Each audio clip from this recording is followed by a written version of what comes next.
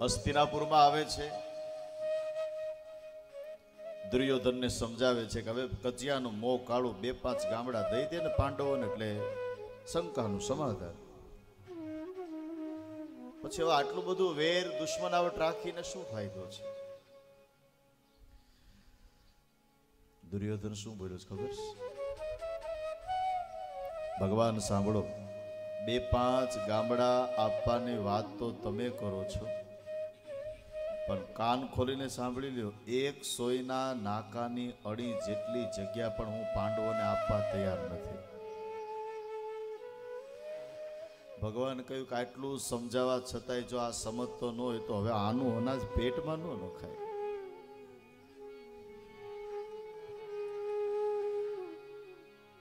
ક્યારેક કોઈ તમારા વડીલો, તમારા કુટુંબીજનો, કોઈ ગુરુ કે બ્રાહ્મણ કોઈ આવીને તમને સમજાવે ને વાલા, એ સમજી જાજો. અને જો એ સમય તમે ચૂકી જાશો ને પછી બહુ પસ્તાવાનો વારો આવશે. અને એવા ઘણા બધા ઉદાહરણો છે વાલા. અહીંયા સ્વયં ભગવાન આવ્યા છે.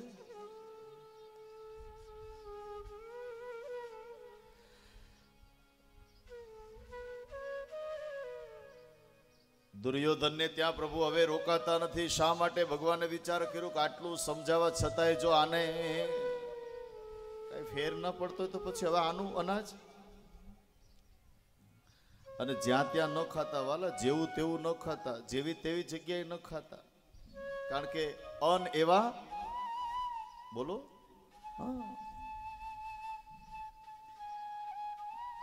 જેના ઘરે, ક્રોધીના ઘરે તમે ભોજન કર્યું હોય તો એ અનાજ તમારા પેટમાં જાય તો 27મા દિવસે તમને ક્રોધ આવે.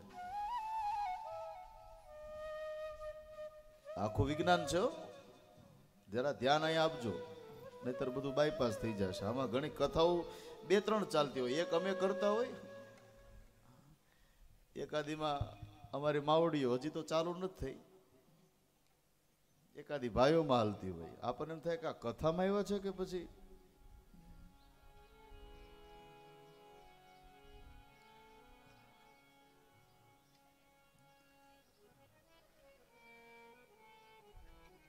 લોભીના ઘરનું તમે ભોજન કરો તો 27મા દિવસે તમને લોભનો વિચાર આવે.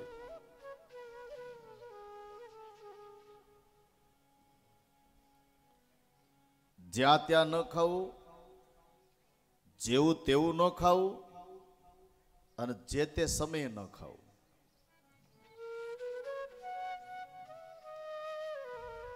આપણે તો જ્યારે ભૂખ લાગે ત્યારે આ ઘરમાં કઈ હોય તો આ ઝપટ બોલાવી. પણ સજ્જનો, રાત્રિના 12 વાગ્યા પછી મધ્યરાત્રિનો સમય કહેવાય. મધ્યરાત્રિના સમયે તમે ભોજન કરો ને તો આપણા વિચારો છે ને રાક્ષસ, અસુર જેવા વિચારો બની જાય છે. ભોજન કરવાની પણ એક આપણું વિજ્ઞાન છે, એની સાથે શાસ્ત્ર જોડાયેલું છે. આ તમારે યાદ રાખવા જેવું છે. રહી જાય તો રાખજો. સવારનું ભોજન રાજા જેવું કરવું જોઈએ. બપોરનું ભોજન પ્રજા જેવું કરવું જોઈએ. અને રાત્રિનું, સાંજનું જે ભોજન છે ભિક્ષુક જેવું ભોજન કરવું જોઈએ.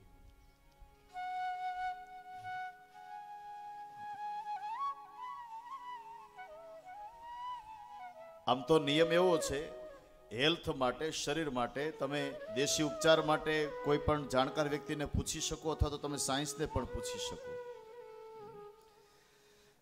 સવારમાં જે તમે ભોજન કરો એ ઠાઠમાઠથી વધારે રાજા જેવું ભોજન કરો તો તમારા માટે હેલ્થ, શરીર માટે સારું.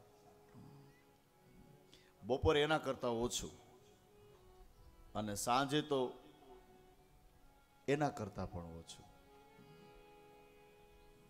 હવે આપણે ઊંધું થઈ ગયું. સવારે થોડું, બપોરે એના કરતા વધારે, અને સાંજે તો લગભગ 12 હોય.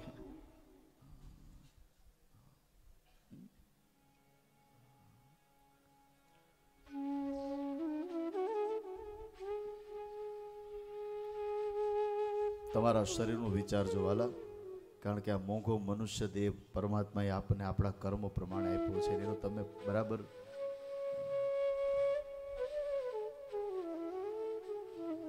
આ રિસર્ચ થયું છે,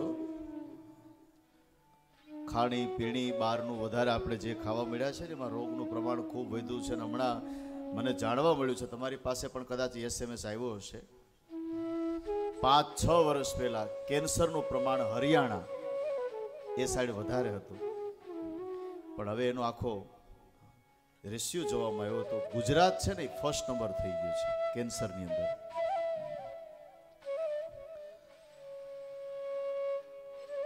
અને ઓસ્ટ્રેલિયાના એક સાયન્ટિસ્ટે કહ્યું છે કે 1 મહિનાની અંદર 2/11 આવે, એ 2/11 તો અવશ્ય કરવી જોઈએ. પણ એ સાયન્ટિસ્ટે જવાબ શું આપ્યો છે ખબર છે?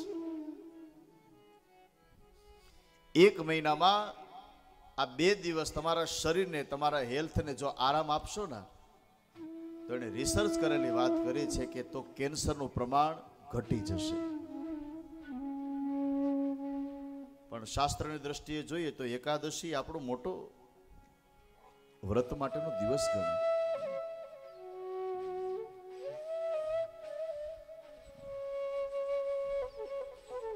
શરીરને થોડુંક મહિનામાં 2-3 વખત ઉપવાસ, થોડો આરામ આપજો.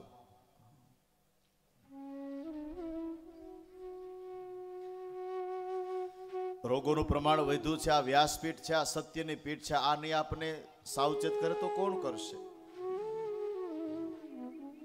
અને એક બહુ આનંદની વાત છે કે હવે આપણે યોગ તરફ પણ ખૂબ આગળ વધ્યા છે, સારી વાત છે.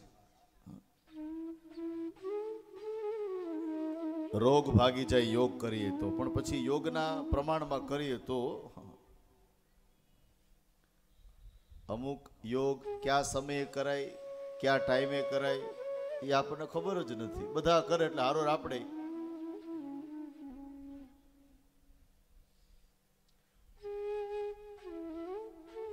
એક બહુ સરસ મને સૂત્ર વાંચવા મળ્યું હતું, તમને ગમશે. સૂત્ર અડધું જ છે, યોગી બનો, આટલું સૂત્ર છે. શું છે? યોગી બનો. પણ મેં મારી વિચારધારા પ્રમાણે એમાં 2 શબ્દ ઉમેર્યા. યોગી બનવા કરતા કોઈને ઉપયોગી બનવાવાળા એ બહુ મોટું ભક્ત છે. યોગી બનવા કરતા ઉપયોગી કોઈને થવા મળો. વેદ વાંચો એ સારી વાત છે, આપણો ધર્મ છે, આપણું શાસ્ત્ર છે, આપણી પુરાણ છે. વેદ વાંચો એ સારી વાત છે, પણ વેદ ન વાંચી શકાય તો કોઈને વેદના વાંચતા શીખી જાવ ને તો પણ મોટી ભક્તિ છે.